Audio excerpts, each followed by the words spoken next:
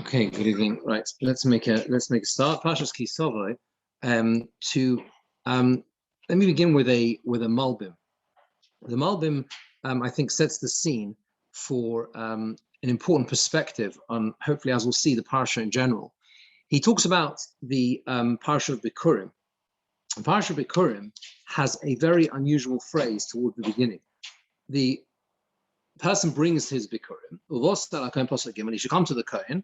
Asher yeh bayom mahim will be in those days. V'amar to Elohim shall say to him, "Igadati hayom Hashem Elokecha." I have literally related today in front of Hashem, in front of Hashem, right? That's what he has to say, right? I've come into the land, right? So the question is, what is this word Haggadah? Why is the word Haggadah? I have told, I have related. Why is that used specifically? And the fact is that it's a very unusual phrase to use, right? Because at the end of the day, what has he done? He hasn't said anything yet, right? He hasn't said anything yet. So what do you mean, Haggadati? I have told, I have related. He hasn't yet said anything. He's about to. He's going to say, Arami Ovidovi. He's going to say the whole story, how we got here, and Hashem gave us the land, and that's why I'm bringing the first fruits, right? He hasn't done that, right? So what is going on here? Malbim says that the word Haggadah, the Lashon Haggadah, which of course we know from the Haggadah, Yova, he says, Gamba Mokum Shein Omar Udvarim Rak Pirsum Alidei Maisa. Shein Omar Udvarim. It comes in situations where there are no words at all. The word Haggadah can be used in a situation, or maybe even specifically it's used in those scenarios, when there are no words, but there is an action which speaks louder than words, right? This idea, right? He gives various examples. In the Pasuk says, we say this in Sukkot Zimron Shabbos, Hashemayim Masaprim Kavod Kel, right? The heavens tell of the honor of Hashem, Umaisa Yodov Magid Horakia, and the work of his hands, the Rakia, the heavens, the firmament, however you translate it, tells, right? It is about the expression. The word Haggadah is used when actions express something. Similarly, he says, you have a pasuk in Shmuel Aleph, it says, Va'ator Haggadah to Hayom, you have told today, Isa Shasisa Tov, you've done good with me. The same thing. It refers to, he says, the publicizing or the impact of an action. Similarly, he says, what is going on here? When the person comes in front of the farmer, comes in front of the Kohen, and he says, "Higgadati hayom Hashem I'm now relating." What he's saying is that it is the actual act of bringing the bikurim, right? Havosa b'koved v'simcha v'kol hoyu yodim she'ein roiz v'shvelamad peretz. It came through much honor and joy and rejoicing. It was a whole special thing they used to do. The mission describes how they used to do it with Simcha, and they used to come and gather people from the towns. Everyone knows they're only bringing a few fruit. There were a little bit of fruit. It wasn't something which would seem to be worthy of such tremendous Simcha. And he says also, what was the idea of him bringing it from so far away? Why bring it from far away, says the Malbim. Yeah, he says the Shuk Yerushalayim, the street, the marketplace of Yerushalayim are full of fruit. What is the point? He could have brought a gift from Yerushalayim, right? And that is why. And therefore, he says, the whole thing really is to publicize that the land itself is a gift from Hashem. The idea was that they should realize that they were just temporary. They were literally like Arisim. Arisim was a sharecropper, somebody who's got rights to use the land. That's what they had. No more. That was the whole idea. And therefore, when they bring the Bikurim, it is the action of bringing the Bikurim that is itself a Haggadah. It is relating this fact. That is the power of an action in a sense that is louder than words. I think it's a very nice idea if you think about it for Pesach as well, because we call it a Haggadah. So we usually think it's Haggadah because you're retelling the story. But actually, it's the actions we do, which, if you like, are the most powerful things on Leil HaSeder, bringing it to life. Yeah, exactly. We're reliving it. The matzah. So that is the Haggadah. The Haggadah is specifically used when we speak through our actions. What is the significance of that, of the action itself of bringing the Bikurim? So the Baal HaKedah says that the primary way that a person, if you like, accepts Hashem's kingship is the recognition of the fact that everything comes from Hashem. And that if not for Hashem's support, if not for Hashem guiding the path of a person, he would not be able to achieve anything. And he says, any other thought is actually a removal of the yoke of heaven. And everything else, negative, if you like, comes from that. He says, that's what the Pasuk means when it says, and it shall be when you come into the land, after you inherit the land, after you've been there, plenty of time, right? And you walk into the land. The whole idea is that it's after, as Rashi says, it says, they only actually have to bring the Bikurim after they've already settled it, they've conquered the land, they're feeling good, everything's fine, everything's peaceful. Only then the Torah says you have to bring Bikurim, because that's the moment when the person starts thinking, I've achieved a lot. It's what we call kochi v'otzim yadi. It's me. I've managed to do it all. It's specifically the mitzvah. This mitzvah only applies after settling in the land, because that's the time when a person is tempted to forget that actually it all comes from Hashem. And therefore, he says, that is why now there's a need for an action to remember specifically the act of bringing Bikurim, like we saw in the Mall, and the act of bringing Bikurim itself relates and speaks and tells of itself a declaration that in fact Hashem is the one in control. And that is why the Torah specifically emphasizes, you shall bring from your land, that land that you believe and that you are sure is your own personal land, bring the Bikurim to remember that HaKadosh Baruch Hu gave it to you. That in fact it's from Hashem. That was the whole function. That was the primary purpose of the Bikurim. It is how the actions of Bikurim themselves are the words, more powerful than the actual words. Of course, he says very powerful words as well, but it is the act itself that is so powerful, and why it specifically takes place after each individual person, after they settle the land, and then the chiyuv, then the obligation rests upon the people. So that's the first idea that the Parsha introduces to us in terms of the power that an action has, the power of an action to transform a person and make sure that they live in the right way. But this is not the only way in this parsha that they are prepared to enter the land. There's a very specific preparation, emphasis, if you like, on the preparation to enter the land. If you look at Perek, this same Perek, right? So you have Pasuk, actually it might be the next one. Sorry, the next Perek, beginning of the next Perek, that's right. So there are two Psukim, which when you put them together, they're very striking. Perek Chov Zayin Pasuk Aleph. By Tzav Moshe v'Ziknei Yisrael Esa'om Leimor Shomor Es Kol HaMitzvah Shanochi Mitzvah Es Kamayim. Moshe and the Ziknei Yisrael, Moshe together with the Ziknei Yisrael, say to the people, you need to guard this mitzvah. You need to guard Kol HaMitzvah, all the mitzvah that you've been commanded to do. And then it goes on to say, what is the mitzvah specifically referring to? It's referring to the setting up of the stones in the garden, the bracha and klala that would take place on Har Gerizim and Har Eival, right? The whole covenant, the bris that's going to take place. Now, if you just hold that pasuk in a second, and you compare it to pasuk tes. Pasuk tes says, right? Moshe and the kohanim who are Levim, right? Said to Kol Yisrael Leimor, Haskesu Shema Yisrael, Hayom Azeni Yisrael, Amar Hashem Lekecha. Today you become a people, and you have to listen to Hashem and everything that He has commanded you to do. You have to listen to His voice and everything that He has told you that you need to do. And then He goes on to describe the actual procedure and who goes, which shvatim goes on which mountain, and how the brachos and the klaus work. But what you notice here, is very striking. It is the fact that this parsha, this short parsha, begins with a command that does not come directly only from Moshe Rabbeinu. It comes from Moshe and the Ziknei Yisrael. And then there is also a command at the end from Moshe and the Kohanim. So they're joining together here to speak to the rest of the people. So Rav Shimshon Raphael Hirsch says that there you see a very distinct emphasis in this parsha on the role of the leadership, right?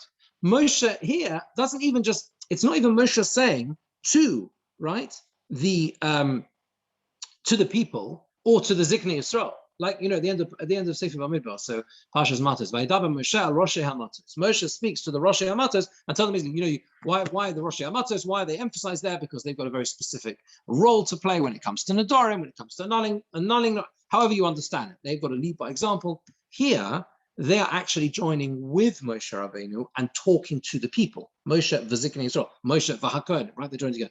So you see that there's a real emphasis on the role of the leaders, of what they have to do, and the examples they have to set, so that the people can have a hope to follow their example. The problem is, or if you like, the genius of the parsha is the fact that there is an emphasis, if you look just beneath the surface, on the paradox of this, the problem. And that is that there is a whole sphere of responsibility, right, that no leader can possibly have an impact on. There is a whole sphere of private life, private activity, where ultimately it's up to every individual. And no one else, doesn't matter what anyone else says, it's not going to make a difference. It's up to themselves. It's their own, their own moral compass, how they stand at a moment of trial, which determines everything. And therefore, those limitations which require personal responsibility, which no leaders, Ziknei Yisrael, the Kohanim, they can't do anything about it, that is something which forms the heart of the actual, if you like, the actual commitment, that takes place, or this incredible ceremony that is meant to take place once they enter Israel, to set up the stones and the Mizbeach and the two on either side. How do we see that? Because if you look at them carefully, the Orach Chaim speaks this out very, very nicely. If you look at it carefully, you will see that there is a theme that runs through all of the brachos and klalos, all of the Orach. So first, when you learn this parsha and you go through the what is specified, and then you list all the Oror, all the curses, right? And we know it was a bracha and klala; they were each repeated in both the positive and the negative, and the right answer are main. And it seems to be difficult to understand what the common theme is. Right? Then it goes straight on to makle oviv ve'imai, someone who smites his father and mother, right? Masig gevul reyehu, right? Or cheapens, masig gevul reyehu, someone who takes someone else's property, right? And leads someone astray. Mata mishpat ger yosem va'almona, someone who tilts the justice of an orphan or a ger. And then it goes into a number of very specific arayos, forbidden relationships, but not all of them. Some of the most obvious ones are left out. So what's the common denominator here? That's the Orach Chaim's kasha. He says we need to understand why were all these averas specifically chosen, right, with these particular issues, and why is it that some of the most stringent, the most chomer arayos, the forbidden relationships, are actually not there, right? Actually not there. For example, habal eshezesh. You'd think that of all the things to be listed of forbidden relationships, list that one. Married, the Isarois with a married woman. It's not there. Why would you think? You would think that was more likely to occur than the incestuous relationships, or shochiv imachosoi, right, that are listed, which goes totally against human nature, right? So it's very surprising why these things are listed. Says the Orach Chaim as follows: what is going on here is it's specifically listing those averos which are hidden. Okay, that's why if you look at the first one, he says, you'll see it talks about avodah zarah that is placed in private. If a person does something in public, we know from elsewhere in the Torah, spelled out in Parshas Nitzavim, there's the concept of arevim zelazeh, responsibility. We're responsible for each other. If someone sees something else, complicated how you actually do this in practice, see someone else doing the wrong thing, we have a responsibility to make sure that they go to the correct path, right? That's our duty. At the end of the day, there are many things, however, that we don't observe, we don't see. What does it mean, makle? It means causing them a disgrace to one's parents in such a way that the Beis Din can't actually convict. It's not a situation where, Rashi says it means mazalzel, to cheapen, in such a way that they actually can't get a conviction in court. But that's how he behaves towards his parents. Who's going to remember and see exactly, if you take it, their hasagas kavul has many different applications in terms of encroaching on someone else's parnasa, whatever. Let's take it in the very literal sense, which is literally moving the border of a field, right? So you take a little bit more of his territory. How on earth is anyone ever going to go? People are not going to know exactly where things where the original place was. And he goes on to list the others as well. Similarly, he says with the specific aroyos that are listed, the forbidden relationships, he says like this. All these patients,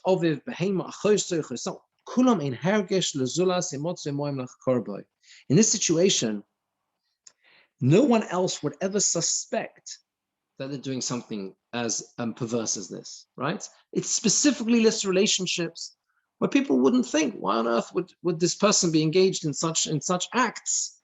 They're living together because they share a house together, like it's like normal. They're part of a family or whatever. You wouldn't. No one would think there's anything untoward going on, and therefore it's entirely private where no one suspects anything wrong. And it's specifically going to go, and it goes on to list the others as well. So specifically smiting someone in private, taking a bribery, for example. Someone who he says the case is where you have, let's say, an equal based-in, based-in shekel, 50-50, right? And someone else comes along and takes a bribe and twists it or whatever, and right? And you're never going to know that he moved the case. He led to a certain solution because of a certain bribe, right? So therefore, he says that is the emphasis, that is the common theme that lies within these brachas and klalos. So what you have according to this, and Rav Hirsch also emphasizes this as well, is that we have a situation of free choice. Klal Yisrael are being presented, right? This deepens our entire understanding of the parsha. It starts off, right, like I said, that contrasting Pasuk Aleph and Pasuk Tes, with this command that goes to the leaders. Set an example, tell them what to do. They're speaking themselves, the Ziknei Yisrael, the Kohanim, but then the actual act of acceptance of the Torah, which is what this is, because that's the whole idea, right? That's what they're doing. They're kind of formally accepting the Torah almost, right? In a sense, right? So is specifically set up around things that the leadership cannot possibly know about or monitor or oversee. And the people are faced with this incredible experience on these two mountains, right? Which are designed to emphasize the fact that in this sphere, probably even you'd say, the majority of life, no one's going to be able to tell you what to do. You're going to have a choice. It's going to be a bracha or klala, right? It's your choice to choose life. It doesn't matter how many times we tell you what to do. No Beis-Din is going to convict you of things here. No one's going to know about these things. Only you're going to know about it. And therefore, that's the power of it. The power of it is ultimately the people are being told at the end of the day, if you want to succeed and you want the Jewish national mission, you can call it, to succeed in Eretz Yisrael, and now moving into Eretz Yisrael, you are going to have to commit. And not just commit in public, but you have to commit in private. You want it to work, you have to take this seriously, and you have to make those moral choices and moral dilemmas correctly and make the right decisions whenever they come to pass. Now, according to this, what this does, this way of understanding, I think it helps us understand the entire Tochacha. Okay, the entire, which of course is the majority of the parsha, right? Shishi, right? The Tochacha. The klalos that are in the Tochacha, the Orach Chaim, it's another Orach Chaim. You can see it inside if you want, if you're following in a Chumash, per Chof Ches, Posuk Mem Zayin. It's in the middle of what the Orach Chaim says on that Posuk. Let's just try and find it. It's right in the middle of the piece. Yes, he says, the Orach Chaim asks two basic questions. Number one, why? Why do you need another set of klalos, right? There's already a set of klalos at the end of Sefer Vayikra, right? Parshas Bechukosai. What is the purpose and the function of this set? And number two, why is it that there is no words of comfort at the end? And that's a really difficult thing to understand. Others ask this kasha as well, right? The end of Bechukosai, you've got these stirring words of comfort. Yeah, Afani is esprisi eskrah. I think it's I will bring you back. I will remember my covenant. Hashem says, however terrible things need to come to pass, at the end of the day, Avraham Yitzchak, remember my covenant with Avraham Yitzchak Yaakov. You look at the end of the Tochacha, there's nothing, right? The last pasuk in the Tochacha, it literally ends on, right? You return to Mitzrayim, you'll be sold there to your enemies, no one's going to want to buy you. There's no words of Nechama at the end. Why? What's the difference? So why are we repeating? Why do we need them at all? We've already got them, got a similar set there. And number two, why is it that there is no Nechama, there's no Pesukei Nechama at the end? Says the Toras Chaim like this. It's difficult to find, but it's in the middle. The paragraph, in the middle of a paragraph, beginning word v'roisi. It's on Venire. He says, there was a need to double the klolos. Because the ones in Parshas B'chul Kosai, they were said to Klal Yisrael as a whole. They're all in the. If you look at them, they're all in the plural form. All of the klolos in B'chul Kosai are spelt out pretty much in the plural. Beginning to the end.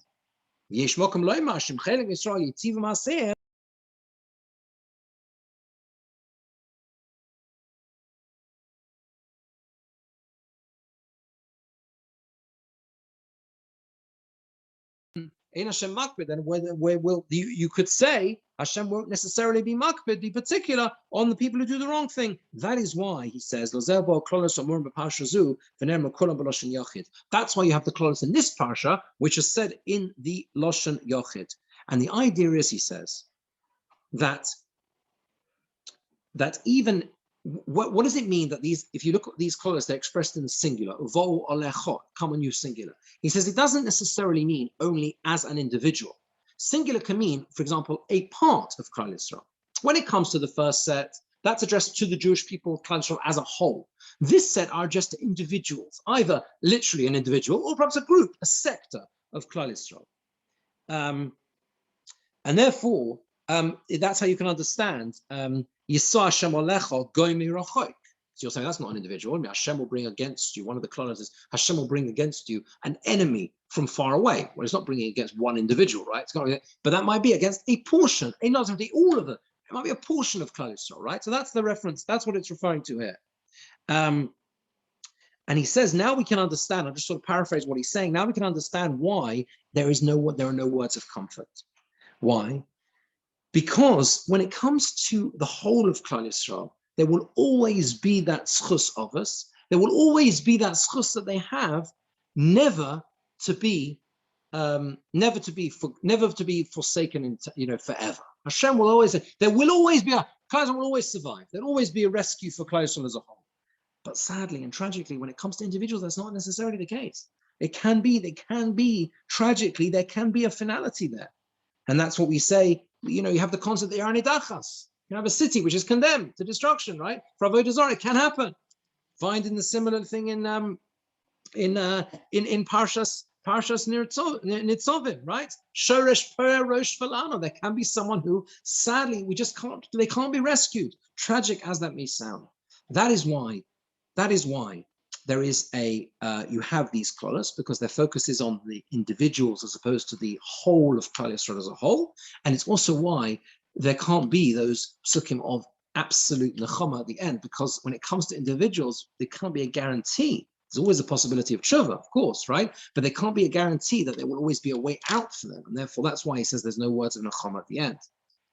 But we cannot. So that you see that how links, I think, very well, right, with the expression of free choice that's being given, to Klal Yisrael on Har Gerizim and Har Eival, basically saying, this is about you. We're leaders, but this is about you as individuals. And then Moshe Rabbeinu presents the Torah to them, which is also focused on them as individuals doing the right thing in their own lives. But what you can identify, therefore, as a consistent theme in the parsha, is that it's about the personal, individual attitude and perspective. The idea of baseser is not only about doing the wrong thing. The Somba say somebody does the wrong, has Avodah Zarah and keeps it private, no one else knows about it. Yeah, there was I think it was Yoshiol, the Melech Yoshiol, managed to remove all the idolatry, all the Avodah Zarah in Israel. But there was a few things he didn't manage to get hold of, because they were so adept at hiding. They used to put an idol, an Avodah Zarah, on the back of the door, right, on the back of the door. So when you open the door, it was in two halves. No one would know it was an Avodah Zarah. It would just be like in two hearts. The door would close again, and there was the Avodah Zarah. People have this way of being able to preserve things in private. That's the negative. But it's also the positive as well. Because if ever there is a choice between good and bad, that means there is a choice of good. There is the choice of Acharta B'chaim. And this also, I think, is contained within the Tochacha itself. In that posuk that Aruch Chaim is going on, he's not speaking here specifically in this part about that posuk. Chof Ches Mem Zayin is the posuk of Tachas Asher Avadot Hashem Lekecha B'Simcha, right? Of Tuv Leiv U'Merov Kol, because you didn't serve Hashem, the Simcha, right? Retuv Leiv U'Merov Kol, because you had to, when things were good, I think Rashi learns, when things were going well, you didn't have the ability, you didn't serve Hashem in the right way, therefore, right, that's why these things have befallen you. Says the Rabbeinu Bachai like this. He says, we have to understand when we read this posuk, that a person, he says, a person has to be besimcha when he's involved in mitzvahs. V'hasimcha b'maaseh ha-mitzvah is a mitzvah b'fnei atzma. That simcha, he says, is actually an independent mitzvah. Apart from the schar and the mitzvah, yesh lo schar al ha-simcha. There's a separate reward for the simcha. And that is why there can be a penalty for someone who doesn't perform the mitzvah b'simcha. And that is why a person, he says, always has to do that mitzvah b'simcha. And what it does is it actually transforms the attitude of a person. He brings several, Medrash says, that had Reuven know that Hashem would write about him in the Torah, right? Vayishmaru Reuven, vayatzileu mi'odam, that Reuven heard and he saved him from their hand, Yosef, right? But he would have taken him, carried him on his shoulder, his father. He knew that the Torah would say, Vayishmaru Reuven, vayatzileu mi'odam, he would have gone so much further. In other words, the attitude, the knowledge would have changed everything about his perspective. Had Aaron known, the Medrash says, the HaKadosh Baruch Hu writes about him, V'racha v'somach b'liboy, that he will see you and he's happy in his heart. He would have gone out to him towards Moshe Rabbeinu with joy, with drums, with musical instruments. And there are other examples as well in the Medrash.